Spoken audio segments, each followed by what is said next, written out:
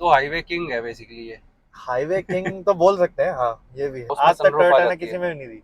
वो नहीं बिल्ली की करती। तरह है, मुंह घुस गया वो पूरी बॉडी निकाल लेगी। ब्लू फ्यूल की वजह से कुछ फॉल्ट आ रहे हैं टोयोटा की गाड़ियों में अच्छा। रिसेंटली। फॉर्च्यूनर्स में भी आ रहे हैं और इनमें इनोवा में भी आ रहे हैं।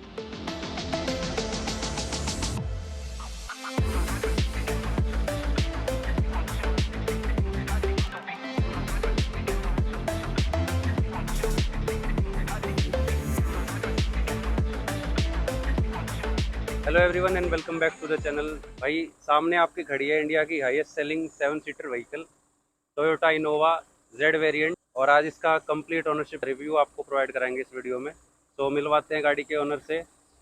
अभी भाई, हेलो क्या भाई। हाल है आपके? बस भाई जी बिल्कुल बढ़िया, आप सुनाओ। भाई हम भी बढ़िया है, अच्छा लगा आपसे मिलके। तो दोस्तों, अभी भाई से आप पहले मिल चुके हो।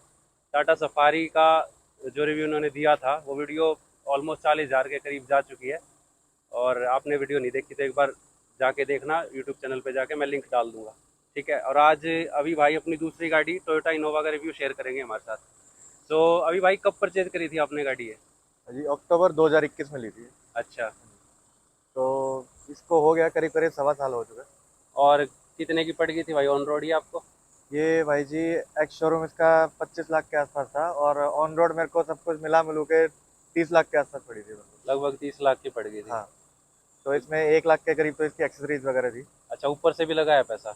हाँ, थोड़ा एक्सेसरीज जैसे डोर वाइजर हो गए, बुलगार्ड वगैरह ये जो कंपनी देती है वो लगवाए थे इसमें, मैट हो हाँ। गए, इन चीज़ों में। बाकी तो टॉप वेरिएंट है तो कुछ कसर तो है नहीं इसमें। बाकी कुछ करवाने की जरूरत ही नहीं, टॉप वेरिएंट में इसमें सब कुछ आता है। सब कुछ आता है इसमें। बिल्कुल। तो भाई अब बाकी का रिव्यू गाड़ी के अंदर बैठ के लिया जाएगा। तो अभी भाई बाकी की चीज़ें आप बताइए गाड़ी का। अभी तक का आपका एक्सपीरियंस कैसा रहा गाड़ी के साथ? भाई जी एक्सपीरियंस अभी तक इसके साथ बिल्कुल परफेक्ट रहा है ना, तो अभी तक ज़्यादा चलाई क्योंकि ज़्यादातर मेरी यूजेज में, जैसे आपको मैंने पहले बताया था, सफारी रहती है। हम्म। ये ज़्यादातर मान लीजिए अगर लंबे रूट पे जाना है या लोकल यूजेज में होती है, थोड़ी बहुत चलती है। एक तो ऑटोमेटिक है, और आपको पता ही है दिल्ली के अंदर तो ऑटोमेटिक जरूरी है। हम्म। मैनुअल में तो पैरों का जवाब बोल हो सकता है। फिर इस गाड़ी में कोई कमी नहीं है। हम्म। कंफर्टेबल है, हम्म। प्रॉपर कंफर्टेबल है, लेदर सीट्स है, सब कुछ ऑटोमेटिक सीट है इसकी। हम्म। और लग्जरी के मामले में भी ठीक है। बाकी खैर, डैशबोर्ड भी काफ़ी प्रीमियम सा दे रखा है यहाँ पे। वुडन। वुडन टच है। वैसे है तो सारा hard plastic, but premium feel है गाड़ी में। 30 लाख रुपए आपने स्पेंड करे इस गाड़ी पे, बिल्कुल भाई, तो वर्थ है। वर्थ है। एक तो टोयोटा की रिलायबिलिटी, हम्म। सबसे बड़ा यही है। क्योंकि टोयोटा के, आपको भी पता होगा, फॉर्च्यूनर वगैरह, इनोवा टैक्सी में इतनी क्यों चलती है। हम्म। इनोवा टैक्सी में इसलिए चलती है कि इसकी जो इंजन लाइफ है बहुत ज़्यादा है। और लो मेंटेनेंस कॉस्ट है। मतलब लाख लाख किलोमीटर जाती हैं ये, तो काफ़ी सारे लाख तो वीडियोस आप हैं फिर भी बहुत कम बोल रहे हो, लाख तो जिसमें मतलब। एक इनोवा थी जिसका कंप्लीट ट्रिप मीटर फुल हो गया था। हाँ, एक वीडियो थी एक। 9 लाख कुछ चल चुकी नौ थी वो। लाख नौ जो भी था वो कंप्लीट हो चुका था, बट स्टिल वो गाड़ी रनिंग थी। बिल्कुल। तो इंजन के मामले में तो टोयोटा की रिलायबिलिटी है, वो तो डाउट है, उसमें बस तो कुछ यही कह नहीं दिक्कत सकते। है अब दिल्ली एरिया के आसपास की 10 साल वाली जो रूल है, इसने बड़ी प्रॉब्लम क्रिएट कर रखी है, वरना बंदे कोई बेच के ही नहीं रहा चीज़। 10 साल में तो क्या बिगड़ेगा इस गाड़ी का? कुछ कुछ भी नहीं। कुछ भी नहीं। अब लेकिन मेरी सफारी है, अनफॉर्चुनेटली आप आपको देखो। उसको या तो सेल करना पड़ेगा, या सेल ही करनी सेल ही पड़ेगी करना पड़ेगा। दस हाँ, साल के क्योंकि बाद। एनसीआर के बाहर चल लेती हैं फिर भी ये। हम्म। तो आउट किसी स्टेट, आउट बाहर के स्टेट में आप बेच सकते हो। मान लीजिए पंजाब साइड है, केरला है, हाँ। साउथ साइड में है, कहीं पे भी बेच सकते हैं इसको। तो आप इसे मतलब बाहर ज़्यादा लेके जाते हो, आउट स्टेशन वगैरह? हाँ, डेली ड्राइव के लिए तो अपने सफारी को यूज़ करते हो आप? डेली ड्राइव वही रहती है लोकल वगैरह में, और कभी कभी उसको भी ले जाते हैं जब थोड़ा शो ऑफ करना होता है, तो हम्म। सफारी काफ़ी ठीक है उसके लिए। तो फैमिली के हिसाब से मतलब 7 सीटर है ये बना रखी है। हाँ, तो सीटिंग कंफर्ट पीछे तक इसका, मतलब लास्ट रो तक कैसा है? लास्ट आपको रो में भी। देखो बड़े नहीं बैठ सकते, हम्म। लेकिन हाँ बच्चों के लिए बहुत कंफर्टेबल है लास्ट रो में। बाकी ये आपको पता ही होगा, आपने देखी भी है अभी, ये कैप्टन सीट है इसमें। हाँ, पीछे कैप्टन सीट आती है हाँ, भाई गाड़ी में। और जो सवारी है वो बेंच सीट है। हाँ। अब उसमें 3 बंदे बैठ सकते हैं, यहाँ सिर्फ दो ही बैठेंगे। दो ही बैठेंगे, लेकिन दो दो बैठेंगे। बैठेंगे प्रॉपर कंफर्टेबल। कंफर्टेबली बैठेंगे। अब मान लीजिए फैमिली के साथ जा रहे हैं कहीं पे, अगर घूमने जा रहे हैं तो, और पीछे अगर कुछ खाने पीने का अगर उनको मन करता है, पीछे ट्रे भी है सीट के पीछे, हम्म। आपने अगर देखी हो तो। हाँ, पीछे ट्रे दे रखी है। हाँ, तो कंफर्ट के मामले में भाई जी बिल्कुल परफेक्ट है। थोड़ा सा फील होता है मेरे को कि हाँ, अगर उस टाइम पे हाई क्रॉस आ गई होती तो आप ले लेते हैं। तो हाई क्रॉस ही जाती। उसी को लिया जाता है फिर, क्योंकि उसकी भी वैल्यू अप्रोक्सीमेट 33 के आसपास की है। लेकिन हाई क्रॉस का क्या है कि उसकी जो एक तो लुक है, उसकी जो उसका जो प्रेजेंस है, रोड स्टांस है वो थोड़ी बल्की लगती है बहुत इसके बल्कि मुकाबले। लगती है, वो फॉर्च्यूनर से भी बल्कि लगती है। हाँ, उसका लुक मेरे को अच्छा लगा और इंटीरियर भी काफी अच्छा लगा उस गाड़ी का। अब ये है कि चलो अब ये ले रखी है तो 10 साल तो ये चलानी है ही। अब तो चलानी है तब तक तो टोयोटा पता नहीं क्या लॉन्च कर देगा। 10 साल तक तो देखो, अब तो फॉर्च्यूनर भी नहीं आ जाएगी तब तक। हाँ फॉर्च्यूनर आने वाली है नई वाली। बिल्कुल। तो इसमें आपको क्रूज कंट्रोल वगैरह सब मिलता है इस जी भाई गाड़ी में ना? बिल्कुल, यहाँ पे क्रूज कंट्रोल है इसका मेरा। और जो इसका इंफोटेनमेंट सिस्टम है ये एप्पल कारप्ले वायरलेस वो हाँ सब करता होगा। हाँ, कर देता है तो बाकी कभी यूज नहीं किया मैंने इस तरीके से अच्छा इसको। मैं बस नॉर्मल ब्लूटूथ ही यूज होता है इसमें। मैप वैप चलाने के लिए मैप के लिए अपना फोन चल फोन जाता है। फोन फोन ज्यादा कंफर्टेबल रहता है, भले ही टच स्क्रीन में दे रखा है। बिल्कुल। अब बार बार डिस्प्ले पे नहीं देखा जाएगा ना राइट, फोन पे। फोन या तो डिस्ट्रैक्शन यहाँ लगा रहता है। दो, जैसे कि ये इसमें कप होल्डर दे रखे हैं। हाँ अब कप होल्डर्स को मैं इनको एज ए फोन होल्डर लगा देता हूँ मैं। लगा सकते हो, यहाँ पे दे रखी है इसमें दोनों साइड। इसकी एसी की मैं बड़ी तारीफ करना चाहूंगा, क्योंकि देखो एसी का मैं भी नोटिस कर रहा हूँ, मैं हार्डली गाड़ी में 5 मिनट हुआ है, लाइक अब मैं कंफर्टेबल हूँ। हाँ, और बाहर उबल रहे थे हम। अब बाहर निकलने का मन नहीं करेगा। बिल्कुल काफी पावरफुल एसी है गाड़ी का, नो डाउट। बिल्कुल। सामने नहीं पीछे तक इसमें एसी वेंट दे रखे हैं। हाँ, सेकंड रो इसमें के लिए, ऊपर है। थर्ड रो के लिए आप इसमें ऊपर एसी वेंट्स है सारे। ऊपर एसी वेंट दे रखे हैं, तो पीछे तक के पैसेंजर को प्रॉपर कूलिंग मिलेगी लास्ट तक। बिल्कुल। तो ठीक है अभी भाई, अब थोड़ा सा गाड़ी का ड्राइव रिव्यू शेयर करिए, थोड़ा हाँ जी। चलाते हैं गाड़ी को। जी भाई बिल्कुल, थोड़ा बिल्कुल। चलते हुए कर हाँ लेते हैं बातें।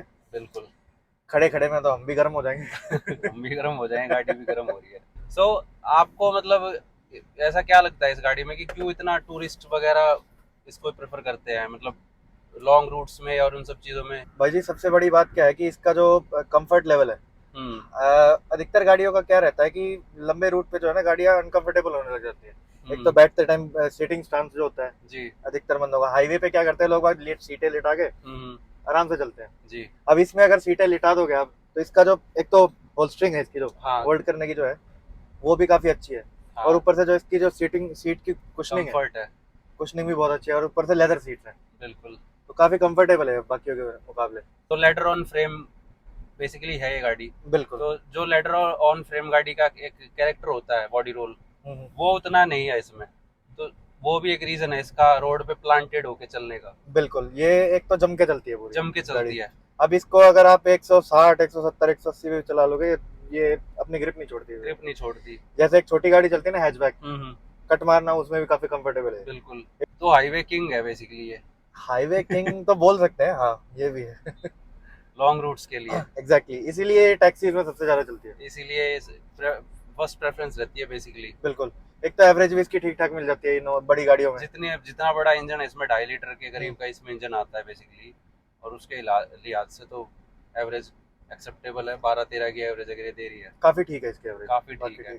ये एक टोयोटा का ड्रॉबैक बोल लो या भैया इसे एडवांटेज बोल लो, ये अननेसेसरी के फीचर नहीं डालते गाड़ी में।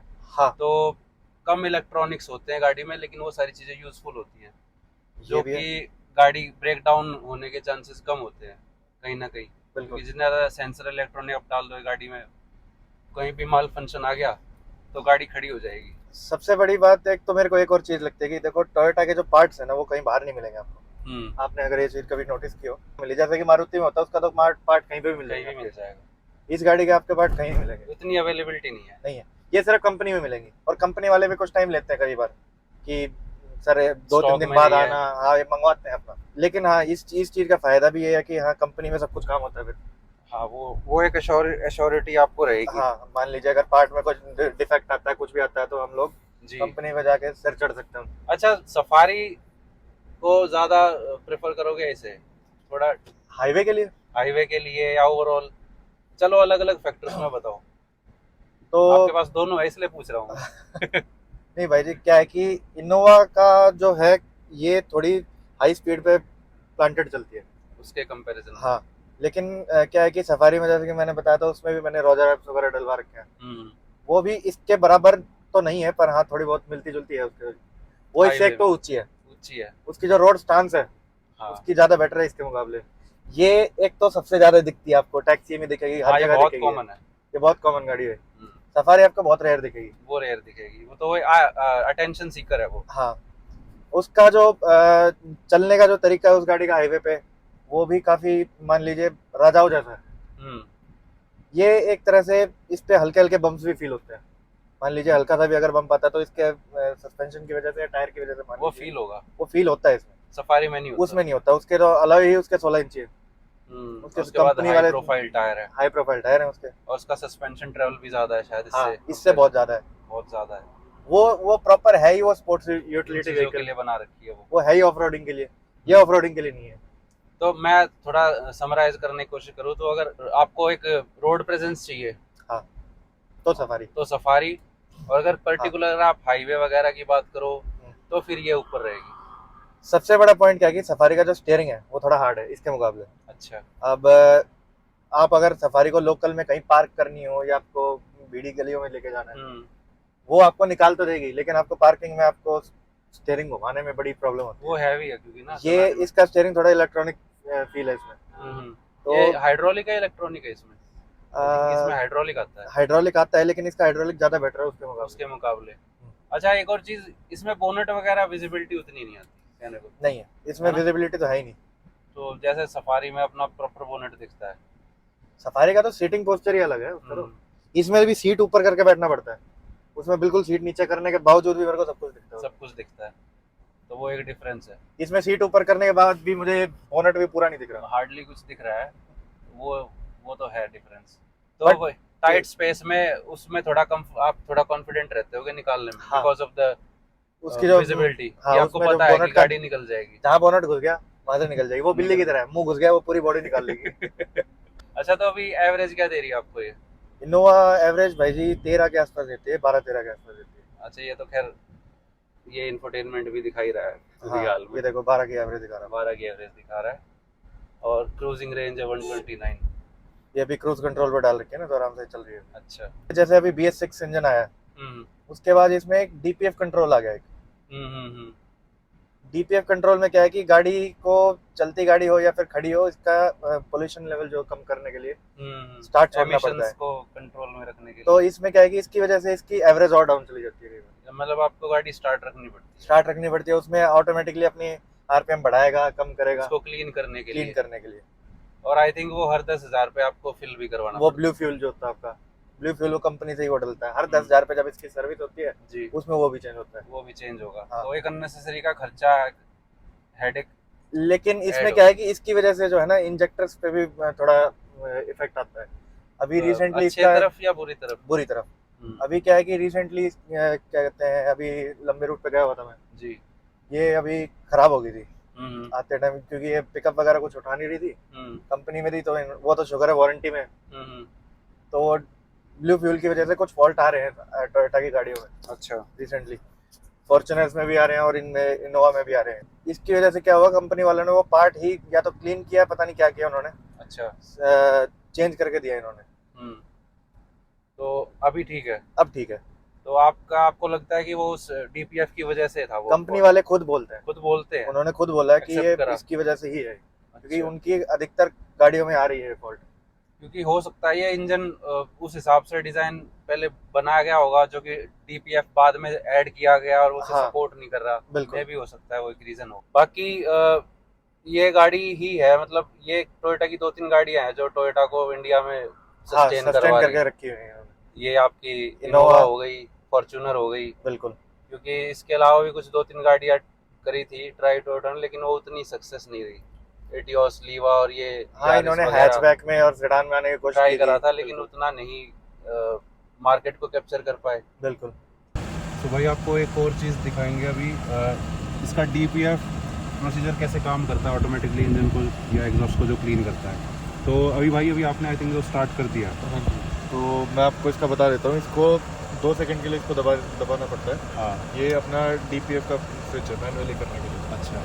ऑटोमेटिकली वैसे होता रहता है, चलती रहती है गाड़ी जब मान लीजिए ज़्यादा पोल्यूशन में जैसे दिल्ली में हो, हाँ, तब उस टाइम पे होता है कि इसको ट्रैफिक में खड़े हैं तो इसमें बनती रहती है पोल्यूशन, तब इसके लिए 2 सेकंड के लिए दबा के रखना पड़ता है, तब ये ऑटोमेटिकली इसको करने लग जाएगी। तो इसमें इंफोटेनमेंट में कुछ दिखता है, मतलब इंस्ट्रूमेंट कुछ दिखाता है कि ये चल रहा है? हाँ, दिखाता है।